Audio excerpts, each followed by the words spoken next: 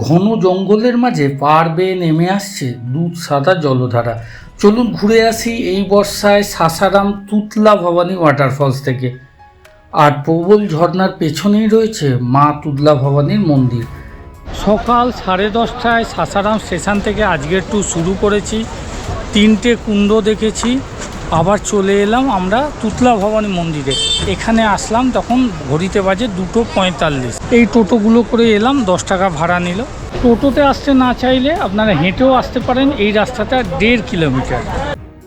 এই ওয়াটারফলসে যেতে গেলে আপনাদের মাথা পিছু 5 টাকার একটা টিকিট কাটতে হবে। দুপাশে 2 উঁচু পাহাড়, মাঝখান দিয়ে বিপুল জলরাশি নিচে নেমে আসছে। বিহারের রোহতাস জেলার পাহাড়ি অরণ্যের মাঝে অবস্থিত তুতলা ভবানীর জলপ্রপাতের আসল রূপ দেখতে হলে আপনাকে আসতে হবে এই বর্ষাকালে। 2 পাহাড়ের মাঝখানে প্রায় 200 ফুট ওপর থেকে জলধারা প্রবল বেগে নিচে নেমে আসছে, আর বিন্দু বিন্দু জলকণায় চারিদিকে মেঘে ভরে যাচ্ছে। এত জোরে জলটা পড়ছে যে জলটা ধোঁয়া আকারে সবাইকে ভিজিয়ে দিচ্ছে আর কি।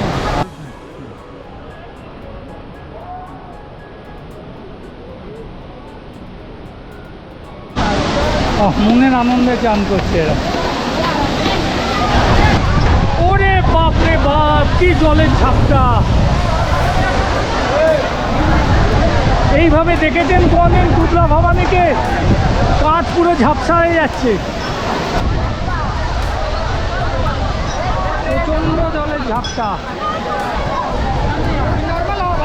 ওয়াটারফলসে না নেমেই কিন্তু পুরো ভিজে গেছে, অবস্থা দেখুন। এইখানে পারই করতে পারছি না, সবাই ভিজে যাচ্ছি। জলপ্রপাতের ঠিক পেছনেই রয়েছে মা তুতলা ভবানীর মন্দির। প্রাকৃতিক সৌন্দর্য এবং আধ্যাত্মিক পরিবেশ দুটোই যারা একসাথে উপভোগ করতে চান তারা আসুন এই স্থানে। আপনি এই বর্ষায় যদি কোনো অফবিট জায়গা ঘুরে দেখতে চান তাহলে অবশ্যই আপনাদের আসতে হবে সাসারামে।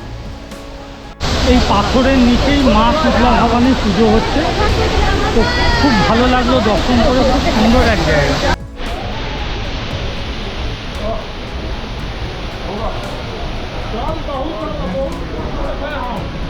কি বলবেন, এটাকে অসাধারণ। পুরো ভিজে গেছি কিন্তু আলাদাই একটা ফিলিংস নিয়ে বাড়ি ফিরছি। প্রতিবার চেনা জায়গাগুলো না ঘুরে কিছুটা অফবিটে আসুন না, আলাদাই এক তৃপ্তি নিয়ে বাড়ি ফিরবেন। তো বন্ধুরা, ভিডিওগুলো ভালো লাগলে অবশ্যই লাইক এবং সাবস্ক্রাইব করবেন। সব ডিটেলস তুলে ধরছি আজকের ভিডিওতে। এই গাড়িতেও আপনারা যেতে পারেন, হ্যাঁ, 10 টাকা করে নিচ্ছে।